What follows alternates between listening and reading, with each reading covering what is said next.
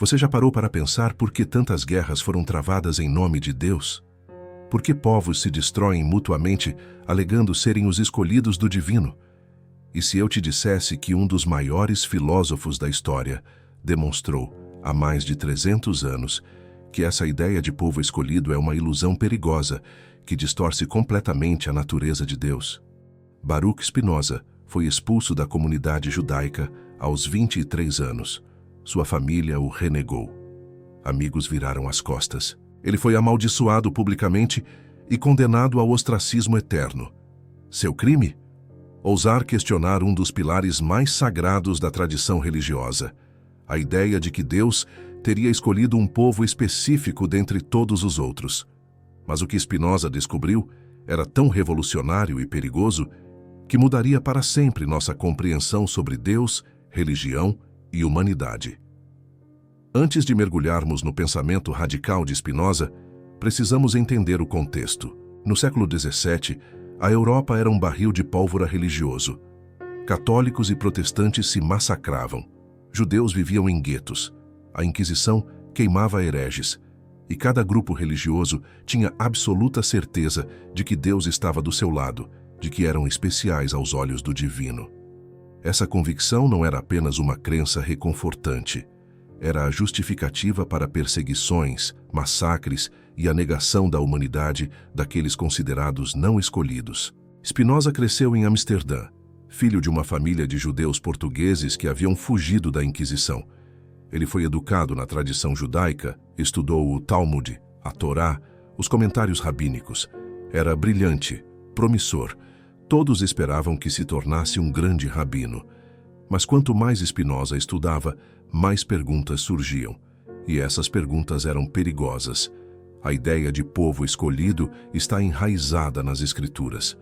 No Antigo Testamento, Deus faz uma aliança com Abraão. Escolhe Isaque e depois Jacó. Liberta os hebreus do Egito. Entrega a Moisés as tábuas da lei no Monte Sinai. A mensagem parecia clara. Os judeus eram o povo eleito, escolhido por Deus para uma relação especial, privilegiada. Mas Spinoza começou a fazer perguntas incômodas. Por que o Deus infinito e perfeito teria favoritos? Que tipo de Deus é esse que escolhe alguns e rejeita outros? Isso não seria mais parecido com um rei humano caprichoso do que com a divindade absoluta? E aqui chegamos ao coração do argumento revolucionário de Spinoza. Ele propôs algo que parecia blasfêmia total para sua época. Deus e a natureza são a mesma coisa. Não existe um Deus separado do universo, sentado em um trono celestial, julgando e escolhendo. Deus é a substância infinita da qual tudo emana. Deus é a totalidade da existência. As leis da natureza são as leis de Deus. Tudo o que existe é uma expressão de Deus. Pense nisso por um momento. Se Deus é tudo e está em tudo, se Deus é a própria substância do universo, como poderia Deus escolher uma parte de si mesmo em detrimento de outra? Seria como dizer que o oceano escolhe uma onda específica. A onda é o oceano. Não há separação. Cada ser humano, cada povo, cada nação é uma expressão do divino. Todos estão igualmente imersos em Deus, porque tudo é Deus manifestado de formas diferentes. Spinoza foi ainda mais longe. Ele disse que quando as Escrituras falam sobre Deus escolhendo um povo, isso não é uma verdade metafísica sobre a natureza do divino. É uma narrativa política criada por um povo específico em um momento histórico específico. Os hebreus antigos estavam tentando formar uma nação, criar identidade, unificar tribos.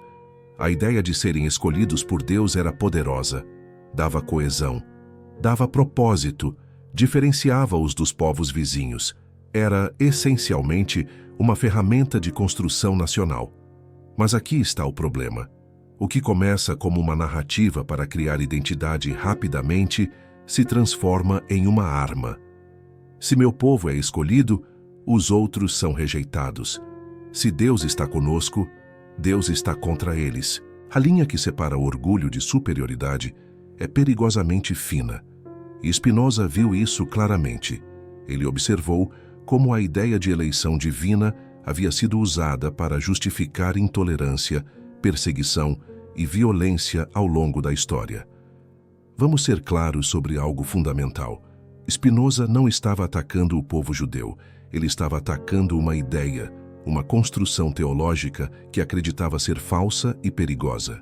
E ele aplicava a mesma crítica a todas as religiões que alegavam ter acesso exclusivo a Deus.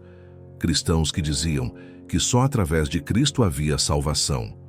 Muçulmanos que se viam como a comunidade final e perfeita. Qualquer grupo que colocasse uma barreira entre eles e Deus, alegando superioridade espiritual. O argumento de Spinoza era devastador em sua simplicidade. Se Deus é infinito, eterno e perfeito, então Deus não age por capricho. Deus não tem emoções humanas, como favoritismo ou ciúme. Deus não muda de ideia.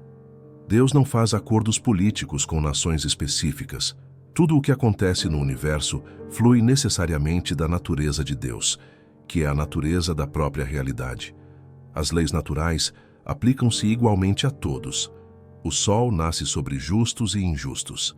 A chuva cai sobre eleitos e não eleitos. A gravidade não pergunta sua religião antes de atuar. Mas então surge a pergunta óbvia. Se Deus não escolheu nenhum povo, por que as Escrituras dizem que escolheu? Spinoza tinha uma resposta para isso também. Ele foi um dos primeiros pensadores a aplicar análise crítica histórica à Bíblia. Ele argumentou que as Escrituras não eram a palavra literal de Deus ditada do céu, mas textos escritos por seres humanos em contextos históricos específicos, com objetivos políticos e sociais específicos. Quando Moisés diz ao povo hebreu que eles são especiais para Deus, Spinoza argumenta que isso deve ser entendido no contexto. Os hebreus acabavam de escapar da escravidão. Eram um povo traumatizado, desorganizado, vagando no deserto. Precisavam de algo para acreditar, algo que os unisse. A narrativa da eleição divina serviu a esse propósito. Deu-lhes identidade, esperança, razão para seguir as leis que Moisés estabelecia. Era psicologia social aplicada, não revelação metafísica. E quanto aos milagres? E quanto às intervenções divinas descritas nas Escrituras? Spinoza era implacável. Ele disse que milagres, no sentido de Deus suspendendo as leis naturais, são impossíveis. Se Deus é a natureza e as leis naturais expressam a natureza de Deus, então Deus violar essas leis seria Deus contradizendo a si mesmo. Seria imperfeição, inconsistência. Os eventos descritos nas Escrituras como milagrosos eram ou fenômenos naturais mal compreendidos ou exageros narrativos destinados a impressionar e inspirar. Imagine o choque que isso causou. Spinoza estava dizendo que os fundamentos da fé tradicional eram mal entendidos, que a Bíblia não era infalível, que Deus não intervém na história, que não há povos escolhidos, profecias sobrenaturais ou destinos especiais. Em um mundo onde a religião era poder, onde reis governavam por direito divino e instituições religiosas controlavam sociedades inteiras, Spinoza estava demolindo as fundações. A reação foi previsível. A comunidade judaica de Amsterdã pronunciou o Scheren, a mais severa forma de excomunhão. O decreto era aterrorizante. Com o julgamento dos anjos e dos santos, nós excomungamos, expulsamos, amaldiçoamos e condenamos Baruch Spinoza, que seja amaldiçoado de dia e amaldiçoado de noite. Amaldiçoado quando se deita e amaldiçoado quando se levanta. Amaldiçoado quando sai e amaldiçoado quando entra. Que o Senhor não o perdoe, que a ira e o desagrado do Senhor queimem sobre este homem. Spinoza tinha 23 anos. Foi cortado de tudo que conhecia. Ninguém podia falar com ele, fazer negócios com ele, ficar a menos de 4 côvados dele. Sua família o abandonou. Mas algo notável aconteceu. Spinoza não recuou. Não pediu perdão. Não tentou suavizar suas ideias. Em vez disso, ele abraçou seu exílio e passou os anos seguintes desenvolvendo um dos sistemas filosóficos mais radicais e coerentes já criados. O que Spinoza propôs em seu lugar era uma visão radicalmente democrática do divino. Se Deus é tudo e tudo está em Deus, Então cada pessoa tem acesso direto ao divino. Você não precisa de intermediários. Não precisa de sacerdotes, rabinos ou papas para conectá-lo a Deus. Não precisa pertencer ao povo certo ou seguir os rituais certos. A conexão com Deus vem através do entendimento da razão, de viver de acordo com a natureza. Para Spinoza, a verdadeira religião não era sobre rituais, cerimônias ou crenças em milagres. Era sobre ética, sobre como vivemos, sobre amor e justiça. Ele disse que as Escrituras deveriam ser julgadas não pela literalidade de suas palavras, mas pela mensagem moral que promovem. Se uma interpretação religiosa leva ao amor, paz e justiça, é boa. Se leva ao ódio, divisão e violência, é má. Não importa quão tradicional ou autorizada seja. Pense na liberdade radical dessa ideia. Você não nasce privilegiado ou condenado por sua etnia ou religião. Não há hierarquia espiritual entre povos. Não há barreiras entre você e o divino, além daquelas que você mesmo cria através da ignorância. Cada pessoa, independentemente de onde nasceu ou em que acredita, tem a mesma capacidade de entender Deus através da razão e da natureza. Mas Spinoza também reconhecia algo profundamente humano. As pessoas têm necessidade de pertencimento, de identidade, de sentir que fazem parte de algo maior. A narrativa de ser especial, de ser escolhido, preenche essas necessidades psicológicas profundas. É por isso que essas ideias são tão persistentes, tão difíceis de abandonar. Não é apenas sobre Deus, é sobre quem somos, nosso lugar no mundo, nosso valor. E aqui Spinoza oferecia algo em troca. Se renunciamos à ilusão de sermos especialmente escolhidos, ganhamos algo muito maior. A compreensão de que estamos todos igualmente imersos no divino. Não precisamos ser escolhidos porque já somos parte integral de Deus. Nossa dignidade não vem de Deus nos preferir sobre outros, mas de sermos expressões da substância infinita. Isso não nos torna menos especiais, torna a própria existência sagrada. Vamos ser honestos sobre por que essas ideias ainda encontram tanta resistência hoje. Abrir mão da ideia de ser especial é assustador.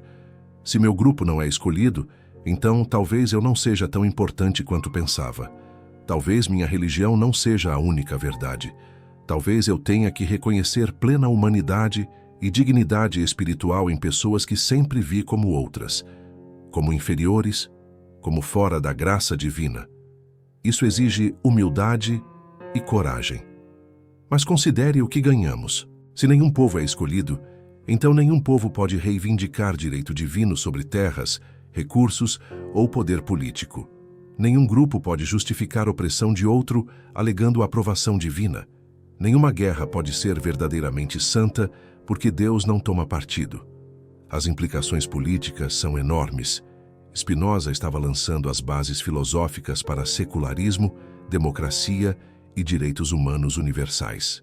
Spinoza morreu aos 44 anos, jovem, provavelmente de doença pulmonar causada pela poeira de vidro do polimento de lentes, sua profissão. Ele viveu simplesmente, recusando cargos acadêmicos que exigiriam que suavizasse suas ideias. Publicou pouco durante sua vida, sabendo que suas ideias eram perigosas. Seu grande trabalho, A Ética, só foi publicado após sua morte. E mesmo assim, foi rapidamente banido. Mas ideias verdadeiras não morrem. Elas persistem, infiltram-se, transformam. O pensamento de Spinoza influenciou o iluminismo. Inspirou Goethe, Einstein, muitos dos grandes pensadores dos últimos 300 anos. Einstein, quando perguntado se acreditava em Deus, respondeu: "Acredito no Deus de Spinoza." Ele entendia o que Spinoza estava dizendo sobre um divino imanente na própria estrutura da realidade. Hoje, em um mundo ainda dilacerado por conflitos religiosos, onde grupos ainda reivindicam a aprovação divina exclusiva, a mensagem de Spinoza é mais relevante do que nunca. Vejamos o Oriente Médio, onde judeus e muçulmanos lutam sobre terra, cada lado alegando promessa divina. Vejamos conflitos entre hindus e muçulmanos na Índia, entre cristãos e muçulmanos em várias partes da África, entre seitas dentro da mesma religião em inúmeros lugares, O padrão é sempre o mesmo: afirmação de especial relação com Deus, usada para justificar violência contra aqueles considerados fora dessa relação. O que Spinoza nos oferece é uma saída desse ciclo mortal. Se internalizarmos genuinamente a ideia de que Deus não escolheu ninguém porque Deus é tudo e todos, então a base para esses conflitos desmorona. Não podemos mais demonizar o outro como rejeitado por Deus. Não podemos mais reivindicar direitos exclusivos baseados em aliança divina. Somos forçados a negociar, cooperar e reconhecer humanidade compartilhada em bases racionais e éticas, não teológicas. Mas não podemos ser ingênuos. Abandonar a ideia de eleição divina não resolve magicamente todos os conflitos. Pessoas ainda lutam por recursos, poder, território. Mas remove uma das justificativas mais poderosas e intratáveis para a violência. Remove a capacidade de tornar conflitos humanos em mandatos divinos. Remove Deus da equação, deixando-nos com responsabilidade humana por nossas ações. Há também algo pessoalmente libertador nessa visão. Se você cresceu acreditando que nasceu em desvantagem espiritual, fora do povo escolhido, condenado a menos acesso a Deus, Spinoza diz não. Você tem exatamente a mesma relação com o divino que qualquer pessoa que já viveu. Sua etnia, sua religião de nascimento, onde você nasceu, não determinam seu valor espiritual. Você é uma expressão do infinito, tanto quanto qualquer profeta, santo ou líder religioso. E se você cresceu acreditando que nasceu especial, escolhido, espiritualmente superior? Spinoza convida você a uma humildade mais profunda e verdadeira. Você não é menos valioso ou amado por Deus ao reconhecer que não é mais valioso que outros. Na verdade, você se torna parte de algo infinitamente maior do que qualquer grupo particular. A totalidade da existência, a infinita expressão do divino em tudo que existe. A visão de Spinoza também transforma como entendemos textos sagrados. Eles não perdem valor ao serem vistos como documentos humanos, em vez de ditados divinos literais. Ganham profundidade histórica, complexidade psicológica, tornam-se testemunhos de como seres humanos buscaram significado, construíram comunidades, lutaram com questões fundamentais de existência e moralidade. Podemos aprender com eles sem ter que aceitar cada palavra como verdade metafísica. As Escrituras podem ser inspiradoras e sábias, enquanto também são produtos de seu tempo, refletindo limitações e preconceitos de seus autores. Podemos extrair sabedoria moral enquanto rejeitamos elementos que promovem divisão ou superioridade. Essa abordagem madura e crítica aos textos sagrados é parte do legado de Spinoza. Então, qual é a resposta final à pergunta do nosso título? Por que Deus não escolheu nenhum povo? Porque o próprio conceito de Deus escolhendo é baseado em uma compreensão limitada e antropomórfica do divino. O Deus de Spinoza não escolhe porque escolher implica preferência, parcialidade, limitação. O Deus infinito e perfeito não pode ser parcial sem deixar de ser perfeito. A totalidade não pode escolher uma parte sem negar outras partes, negando assim a própria totalidade. Deus não escolheu nenhum povo pelo mesmo motivo que o oceano não escolhe ondas favoritas. Porque o sol não escolhe em quem brilhar. Porque a existência não escolhe quem existe. Tudo simplesmente flui da natureza necessária do próprio ser. E isso não é menos maravilhoso ou sagrado do que qualquer narrativa de eleição especial. De fato, é mais maravilhoso porque inclui tudo, exclui nada. 350 anos após sua morte, Spinoza finalmente foi reabilitado. Placas marcam sua casa em Amsterdã. Filósofos o estudam. Suas ideias não são mais heréticas, mas visionárias. Mas em muitos aspectos, o mundo ainda não alcançou totalmente a visão radical que ele ofereceu.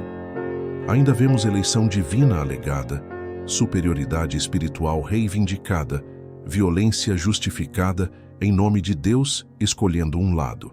Talvez seja a hora de finalmente ouvir o que aquele jovem filósofo expulso tentou nos dizer: que Deus é maior do que qualquer religião pode conter, que o divino não tem favoritos, que nossa dignidade vem não de sermos escolhidos, mas de simplesmente sermos parte da infinita expressão do ser. E que quando finalmente entendermos isso, quando realmente internalizarmos essa verdade, talvez possamos finalmente parar de matar uns aos outros em nome de um Deus que nunca pediu para ser dividido entre nós.